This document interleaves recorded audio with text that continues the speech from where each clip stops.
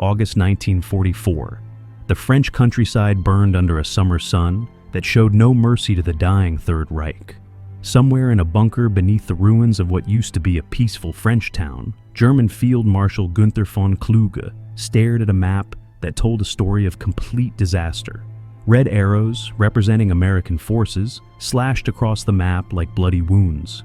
Each arrow had a name: Bradley, Hodges, Hazlip, but one name made his hands shake: Patton. General George S. Patton Jr.'s Third Army was doing something the German High Command had believed impossible. They were advancing faster than the Wehrmacht had advanced during the glory days of 1940, faster than Rommel in Africa, faster than Guderian in France, 40 miles in one day, 60 miles the next. Towns that were supposed to hold for a week fell in hours. Entire German divisions, battle-hardened units that had survived the Eastern Front, were being encircled and destroyed before they could even establish defensive positions. The German defensive line in France wasn't just breaking, it was disintegrating. Von Kluge needed a miracle. He needed something that could stop a force that seemed unstoppable. He needed Germany's secret weapon, the terror weapon that had haunted Allied soldiers since 1942. He needed the Tigers. 72 Panzerkampfwagen 6s. Tiger Ausf E tanks, the most feared armor on planet Earth, were rushed by rail, by road, by any means possible straight into Patton's path. Each Tiger represented the pinnacle of German engineering. Each could destroy multiple American Sherman tanks before taking a hit. Each was crewed by men who believed they were driving an invincible fortress. On paper, 72 Tigers should have stopped Patton cold. What happened instead became a legend whispered in fear by German commanders and studied by military tacticians for the next 80 years. This is that story. To understand what happened in those blood-soaked fields of France, you first need to understand what the Tiger really was. The Panzerkampfwagen 6 wasn't just a tank. It was a statement of technological supremacy wrapped in 56 tons of Krupp steel. Imagine a machine so powerful that Allied tank crews would refuse orders to advance if they knew a Tiger was ahead. Imagine armor so thick, 120 millimeters on the front turret, that American 75 millimeter guns couldn't penetrate it even at point-blank range. Imagine a gun so devastating that it could punch through any Allied tank from over a mile away. That was the Tiger. The heart of this beast was the legendary 88mm KWK 36L56 gun. This wasn't just any cannon, it was adapted from Germany's most successful anti-aircraft gun, a weapon that had already proven it could destroy anything in the sky. Now, it could destroy anything on the ground. Allied tankers told stories that sounded like ghost tales. A tiger appearing from nowhere, the thunderous crack of its 88mm gun, then Sherman tanks exploding like firecrackers, one after another, before they could even see where the shots came from. The mathematics of Tiger combat were brutal and simple. Allied doctrine stated it took 4 to 5 Sherman tanks to destroy one Tiger, and the Tiger would typically kill 3 to 4 Shermans before going down. Think about that exchange rate. Think about what that meant for the young men climbing into Sherman tanks, knowing they were probably going to die just to take out one enemy tank. But here's what most people don't understand about the Tiger. Here's what German propaganda conveniently left out. The Tiger was a brilliant machine built for a specific kind of warfare, the kind of warfare Germany was no longer fighting. It was designed during the heady days of German victories, when panzers were advancing, when fuel was plentiful, when German factories could supply spare parts, when the Luftwaffe controlled the skies. By August 1944, none of those things were true anymore. The Tiger's Maybach, HL-230 P45 engine guzzled fuel like a drunken sailor. We're talking about less than 1 mile per gallon. In an army that was running out of fuel so desperately that horses were pulling artillery pieces, each Tiger was a logistics nightmare. The transmission, a complex, over-engineered marvel of German precision, broke down constantly. The Tiger had 8 forward gears and 4 reverse gears, all controlled through a system so complicated that it required extensive training just to shift properly. Under combat stress, transmissions failed. A lot. For every Tiger destroyed in combat, German records show another was abandoned due to mechanical failure. Speed? Forget about it. Maximum road speed was 38 kilometers per hour, about 24 miles per hour, and that was optimistic. That was on perfect roads with no mechanical issues. Off-road, through mud or rough terrain, a Tiger was lucky to manage 15 miles per hour. Weight was another curse. At 56 tons, Tigers were too heavy for most bridges. They couldn't cross rivers where lighter tanks could ford. They couldn't pursue retreating enemies effectively. They couldn't respond quickly to changing battlefield conditions. And here's the most important weakness, the one that would prove fatal in August 1944. Tigers fought best when they were stationary, hull-down positions where only the turret was exposed, long sight lines where their superior gun and optics could spot enemies first, defensive positions where they could choose their engagement ranges. Put a Tiger in that situation, and it was nearly unbeatable. But force a Tiger to maneuver, force it to attack, force it to respond to fast-moving, chaotic situations. That's where the cracks in the armor showed. German tank doctrine understood this perfectly. Tigers were defensive weapons. They were meant to anchor defensive lines, cover retreats, and launch limited counterattacks to restore positions. They were never meant to stop a full-scale armored offensive led by the fastest, most aggressive commander in the Allied armies. But by August 1944, the Third Reich was running out of options. While other Allied commanders treated Tigers with something approaching religious fear, George S. Patton had a different approach. He'd studied them obsessively. Patton was many things: arrogant, profane, controversial, and probably mentally unstable by modern standards. But he was also a genuine student of warfare. He'd studied tank combat since World War I, when he'd personally led American tanks into battle. He understood armor doctrine better than almost any other Allied commander, and he'd figured something out that others hadn't. Superior technology could be beaten by superior tactics. Patton had access to the same intelligence reports as everyone else. He knew Tigers had better guns, better armor, better optics. He knew Shermans were outmatched in direct combat. He just didn't care, because Patton understood something fundamental. Tanks don't fight tanks. Armies fight armies. Let me explain what that means. Other Allied commanders saw Tiger encounters as tank versus tank duels. When their Shermans met Tigers, they tried to fight better tank battles, better positioning, better gunnery, better armor tactics. They were trying to beat Tigers at the game Tigers were designed to win. Patton looked at the problem completely differently. He asked himself, what if we don't fight them on their terms at all? From this question came 5 principles that would revolutionize Allied armor doctrine and ultimately destroy the Tiger myth.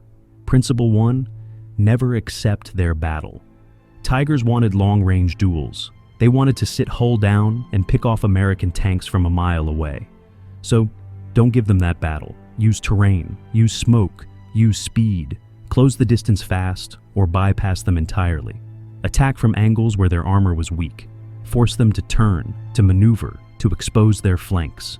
Make them fight the battle they didn't train for. Principle 2, combined arms warfare, evolved. Every military commander talked about combined arms warfare. Patton actually practiced it at a level no one else matched. When Patton's forces encountered Tigers, they didn't send more tanks. They sent everything simultaneously. Artillery to suppress, fighter bombers to harass from above, tank destroyers to flank, infantry with bazookas to close in, combat engineers to mine retreat routes. A Tiger crew might be able to handle one threat. They couldn't handle 6 simultaneous threats from 6 different directions. Principle 3, attack the system, not the tank. Patton realized that Tigers didn't exist in isolation. They needed fuel trucks, supply convoys, maintenance facilities, communication networks, command structures. Destroy those, and the Tiger becomes useless without firing a shot. Patton's fighter bombers didn't just hunt Tigers. They hunted fuel convoys. His long-range artillery didn't just target tank positions. It targeted supply dumps. His fast-moving armored columns didn't just advance. They cut off German supply lines, starved the Tiger of fuel and spare parts, and it becomes a 60-ton paperweight. Principle 4, speed kills. Preparation. Tigers were defensive weapons. They needed time to prepare positions, time to coordinate with infantry and artillery, time to establish supply lines. Patton never gave them time. His Third Army advanced so fast that German commanders couldn't establish proper defenses.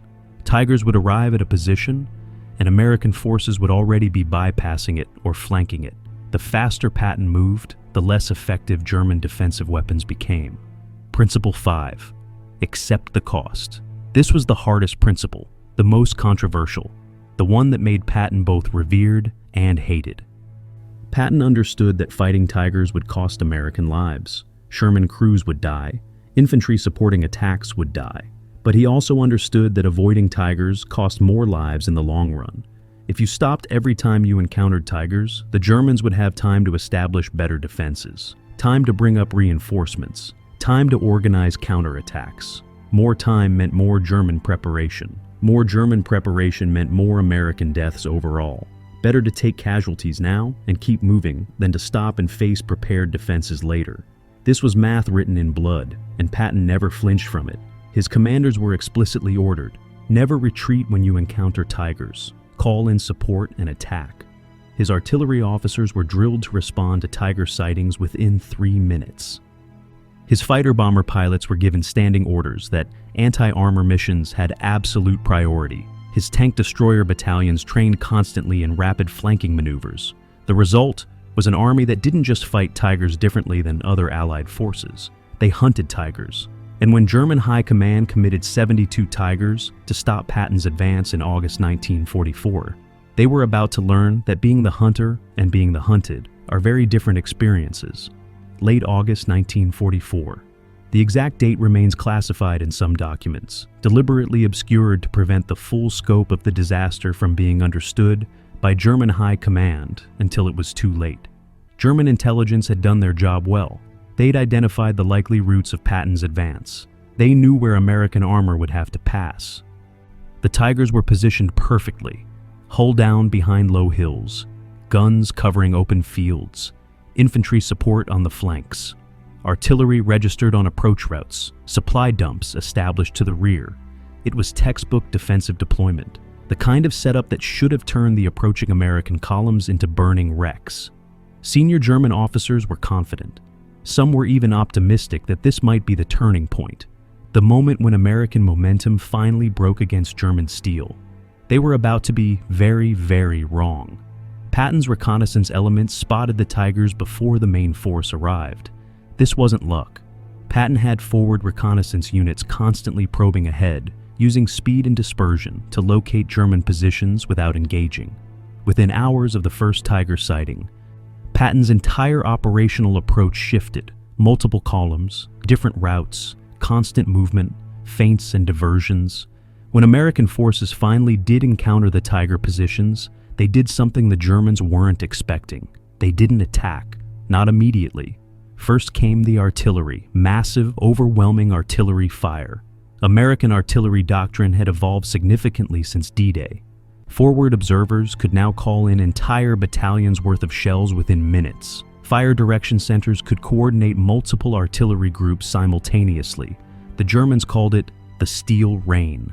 Hundreds of shells per minute crashed down on Tiger positions. Not aimed at the Tigers themselves, the armor was too thick. Aimed around them, creating smoke, destroying visibility, forcing crews to button up, to close hatches, to lose their ability to see. A Tiger with closed hatches lost 80% of its situational awareness. While Tigers were being hammered by artillery, something else was happening. American tank destroyer battalions were moving. The M10 and M18 tank destroyers were fundamentally different from Sherman's. They were faster, more lightly armored, and mounted more powerful guns.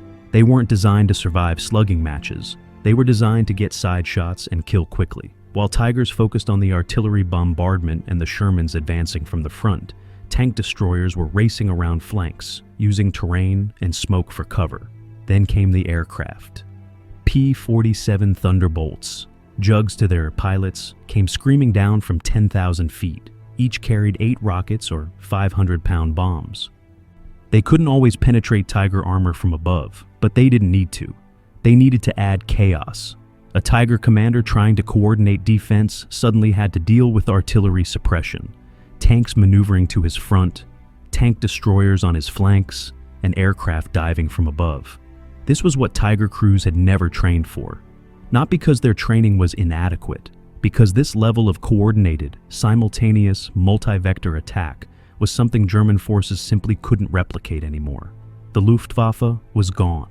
German artillery was rationed to a few shells per day. German armor operated in isolated groups, not coordinated combined arms teams. Tiger crews were fighting a kind of battle they'd never experienced. The first Tigers didn't die heroically. One threw a track trying to reposition under artillery fire. The transmission had been failing for days. No time for proper maintenance during the rapid deployment, and the violent maneuver during the barrage was too much. Track broken, Tiger immobilized. The crew could see American tanks approaching. They could see tank destroyers maneuvering on the flanks. They had two choices: stay and die, or abandon the Tiger and retreat. They retreated. One 60-ton Tiger abandoned without firing a shot. Another Tiger ran out of fuel. This sounds impossible. How does a tank run out of fuel during a defensive battle?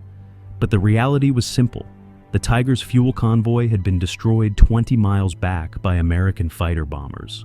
The Tiger had burned most of its fuel just reaching the defensive position. Now, with artillery falling and enemies approaching, it needed to reposition. The engine coughed, sputtered, died. The commander ordered another Tiger to tow them. Both Tigers broke down during the attempt. The mechanical stress of towing 56 tons was too much for transmissions already worn from constant operation. Two more Tigers abandoned. 3 Tigers were destroyed by M18 tank destroyers that had successfully flanked the position. The M18 Hellcat was the fastest armored vehicle in the American arsenal. It could hit 55 miles per hour on roads. While Tigers were engaging Shermans to their front, exactly the battle they wanted, Hellcats raced through a creek bed the Tigers thought was impassable. They emerged on the Tigers' flank at ranges under 500 yards. The M18 76mm gun could penetrate Tiger side armor at that range. 3 Tigers took side shots. 3 Tigers exploded as ammunition cooked off. 11 German tankers died instantly. The rest bailed out, many wounded, all traumatized. 2 Tigers took hits from P-47 rockets. 1 Tiger lost its track, immobilized. The crew abandoned it before American infantry could arrive with bazookas and white phosphorus grenades. Another Tiger took a rocket through the engine deck. The warhead didn't penetrate the fighting compartment, but it started a raging fire in the engine. The crew had 90 seconds to evacuate before the fuel tanks went up. They made it out with 30 seconds to spare. By nightfall of the first day, the accounting was brutal. 23 Tigers destroyed, damaged beyond repair, or abandoned. Fewer than 50 Tigers still operational, and Patton's advance hadn't slowed at all. American forces had bypassed the Tiger positions and were already miles beyond them, advancing toward the next objectives. The surviving Tiger crews were shaken in ways that combat veterans rarely experienced. They'd been told they were invincible. They'd been told their Tigers were superweapons. They'd believed it because, until now, it had been true. Now they just watched nearly a third of their battalion disappear in 6 hours. Not in glorious tank versus tank duels. In chaotic, confused, terrifying situations where threats came from everywhere at once. One Tiger commander radioed back to headquarters. "We cannot fight like this. We need infantry support. We need air cover. We need better communication with artillery. They are attacking from all directions simultaneously." The response was devastating. "All units are engaged. No reinforcements available. Hold your positions." But holding positions was exactly what was killing them. Dawn came with American artillery. Patton's intelligence officers had spent the night analyzing the first day's action. They knew where Tigers had been positioned. They knew where surviving Tigers would likely reposition for the second day. Artillery began falling on those positions before sunrise. Tiger crews, already exhausted from a day of combat and a night of nervous repositioning, were jolted awake by explosions. This was psychological warfare at its finest. Don't let them rest. Don't let them recover. Keep them off balance, afraid, reactive. American tank destroyer battalions had used the night to move into ambush positions. When Tigers tried to reposition at first light, when visibility improved enough for effective gunnery, they were already bracketed by American guns. 2 Tigers were destroyed before they'd moved 100 meters. The mechanical attrition was getting worse. Tigers weren't designed for this kind of constant operation. They needed maintenance, proper maintenance, daily track tension adjustments, transmission fluid checks, engine inspections. They weren't getting any of that. Crews were doing what they could, field maintenance under combat conditions, but it wasn't enough. One Tiger's transmission failed completely during a repositioning move, locked up, couldn't move forward or backward. Another Tiger's engine overheated and seized. The cooling system had taken shrapnel from near-miss artillery the previous day. No one had noticed until the engine temperature spiked into the red and the motor died. A third Tiger threw a track for the second time in 2 days. The crew managed to repair it, but it threw the track again within an hour. The track pins were worn, the tracks themselves were damaged, and proper replacements were 3 days away by supply convoy. If the convoy wasn't destroyed by American fighter bombers first, which it was. American forces had learned where the Tigers were. Now they were learning where Tiger support elements were. Fuel convoys were prime targets. Ammunition trucks were hunted relentlessly. Maintenance units were forced to displace constantly, unable to set up proper repair facilities. The Tigers were being strangled by logistics, but the combat wasn't over. Several Tigers were still in fighting positions. Still fully operational, still crewed by determined men who refused to believe their invincible tanks could be beaten. They got a hard lesson in modern warfare. American fighter-bomber pilots had been briefed extensively on Tiger positions. P-47s and P-38s came in waves throughout the day. They used a new tactic, cab rank air support. Aircraft circled above the battlefield like taxis waiting for fares. When ground units called in strikes, aircraft were overhead within minutes. One Tiger position was hit by 6 P-47s in succession, rockets, bombs, strafing runs with 50 caliber machine guns that couldn't penetrate armor but could destroy periscopes, antennas, and exposed equipment. The Tiger survived, but the crew's nerves didn't. After the 6th strafing run, with visibility destroyed, communication equipment damaged, and no idea if the next attack would be their last, they abandoned the Tiger and retreated. Another perfectly functional Tiger, abandoned because the psychological pressure was unbearable. German commanders were realizing something terrible. Their Tigers weren't being destroyed primarily by superior Allied tanks. They were being destroyed by a system they couldn't counter. American combined arms coordination had reached a level German forces simply couldn't match anymore. When a Tiger was spotted, American forward observers had direct communication with artillery fire direction centers, tactical air controllers, tank destroyer platoons, and infantry anti-tank teams. Within minutes, literally minutes, multiple threats would converge on that Tiger from multiple directions. German commanders couldn't coordinate like that anymore. Their communication networks were disrupted. Their artillery had limited ammunition, their air force was non-existent, their infantry was exhausted and undersupplied. Tigers were fighting as isolated superweapons in an environment where isolated superweapons couldn't survive. By the end of the second day, another 18 Tigers were destroyed, damaged, or abandoned. Fewer than 30 Tigers remained operational, and they were being ordered to retreat. German High Command made the decision late on the second day. The Tiger deployment had failed. Continuing to commit them in their current positions would just result in complete destruction of the battalion. Orders went out. Withdraw to secondary defensive positions 40 kilometers to the rear. The orders were sound. The execution was a nightmare. Because retreating Tigers faced all the same problems that had destroyed them during combat, except now they were moving, which made everything worse. The speed problem. American forces were faster than Tigers, significantly faster. Sherman tanks could sustain 25-30 miles per hour cross-country. American armored reconnaissance vehicles could hit 50 miles per hour on roads. Even American infantry, mounted in half-tracks and trucks, moved faster than retreating Tigers. Patton's doctrine was simple. When the enemy retreats, pursue relentlessly. American tank destroyer battalions raced ahead of the main force, trying to get in front of retreating Tigers. If they could establish positions along the retreat route, they could ambush Tigers from the front, where armor was thickest, but where Tigers least expected attack. Several tank destroyer platoons succeeded. Tigers, expecting threats from behind, suddenly found themselves taking fire from ahead. In the confusion of retreat, with tired crews and degraded communication, several Tigers blundered into these ambushes. 4 Tigers were destroyed from the front by American tank destroyers that had successfully gotten ahead of the retreat. The fuel problem. Tigers needed fuel for a 40-kilometer retreat, fuel that was supposed to come from supply convoys that no longer existed. Several Tigers simply ran out of fuel during the retreat. Crews had to make impossible decisions. Abandon the Tiger, try to tow it, wait for fuel that might never come. Most chose abandonment, but you can't just leave a Tiger intact. Even a fuelless Tiger could be captured and used by the enemy, or, at minimum, studied for intelligence. German doctrine required destruction of abandoned vehicles. Crews placed demolition charges in engines, in transmissions, in gun breaches. Then they retreated on foot. 6 more Tigers were destroyed by their own crews during the retreat. The mechanical problem. The stress of constant movement during combat had worn Tiger transmissions and engines to the breaking point. Now, forced to sustain maximum speed during retreat, components began failing catastrophically.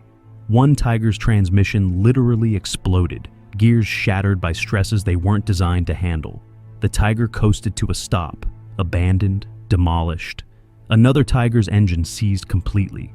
Overheated, under-lubricated, pushed beyond its tolerances. Abandoned, demolished. 3 Tigers threw tracks during high-speed retreat. Under different circumstances, crews could have repaired them, but with American forces pursuing, there was no time. Abandoned, demolished. The harassment problem. American forces didn't just pursue, they harassed constantly. Artillery fire fell on known retreat routes, not targeted precisely at individual Tigers. They were moving too fast, but area bombardment that forced Tigers to slow down, take detours, burn more fuel. Fighter bombers strafed German columns constantly. P-47s would dive, fire their machine guns and rockets, then zoom away before German anti-aircraft fire could respond. They didn't need to destroy Tigers directly. They just needed to slow them down, force them to disperse, create chaos. And it worked. Tiger commanders lost contact with each other. Retreat columns broke apart. Some Tigers tried to move faster and broke down. Some Tigers tried to move together and became concentrated targets for artillery. The retreat became a rout. By the time surviving Tigers reached secondary defensive positions beyond Patton's immediate operational area, the count was devastating. Of 72 Tigers committed to stop Patton's Third Army, 28 destroyed in direct combat, 15 abandoned due to mechanical failure and demolished by crews, 8 abandoned due to fuel shortage and demolished by crews, 12 captured intact or partially intact by American forces, 9 survived and reached secondary positions. 9. Fewer than 10 Tigers survived out of 72. The German superweapon had been annihilated, and Patton's Third Army had barely slowed down. What happened in those blood-soaked fields of France wasn't a fluke. It wasn't luck. It was the inevitable result of fundamental military principles that transcend technology. Lesson 1. Systems beat specifications. A Tiger was better than a Sherman in almost every measurable way. Better gun, better armor, better optics. But warfare isn't fought by individual vehicles. It's fought by systems. The American system, coordination between tanks, artillery, aircraft, tank destroyers, infantry, and logistics, was superior to the German system. One Tiger could beat one Sherman, but one Tiger couldn't beat the entire American combined arms system converging on it simultaneously. Lesson 2. Tactics. Trump technology, German tank designers had created a technical masterpiece, but they'd created it for a specific kind of warfare. Defensive battles, long-range engagements, positional combat. Patton refused to fight that kind of warfare. He fought a war of movement, speed, and chaos. A war where the Tiger's technical advantages became liabilities. The best weapon in the world is useless if your enemy won't let you employ it effectively. Lesson 3. Speed is a weapon. Patton understood something that German commanders didn't fully appreciate until it was too late. Speed isn't just about how fast you move. It's about tempo. It's about operating inside your enemy's decision cycle. It's about forcing them to react instead of act. Tigers were positioned to fight battles that never happened because Patton moved too fast for those battles to develop. By the time Tigers were ready to defend, American forces were already past them, or flanking them, or calling in airstrikes. Lesson 4. Logistics determines victory. All the technical superiority in the world doesn't matter if you can't fuel your tanks, can't resupply ammunition, can't provide spare parts, can't establish maintenance facilities. Germany in August 1944 couldn't do any of those things effectively. Tigers were logistical nightmares fighting in a logistical catastrophe. Lesson 5. Morale and psychology. Matter, Tiger crews went into battle believing they were invincible. When that belief was shattered, when they found themselves being hunted, suppressed, and destroyed in ways they'd never trained for, their combat effectiveness dropped dramatically. Psychological factors are force multipliers, or force dividers. The destruction of the Tiger Battalion had effects far beyond the tactical defeat. German High Command had committed their best armor to stop Patton. Its complete failure shattered any remaining illusions that superweapons could compensate for Allied material and tactical superiority. It also reinforced Patton's reputation among German commanders. They had already feared his speed and aggression. Now they feared his ability to destroy their best weapons using methods they couldn't counter.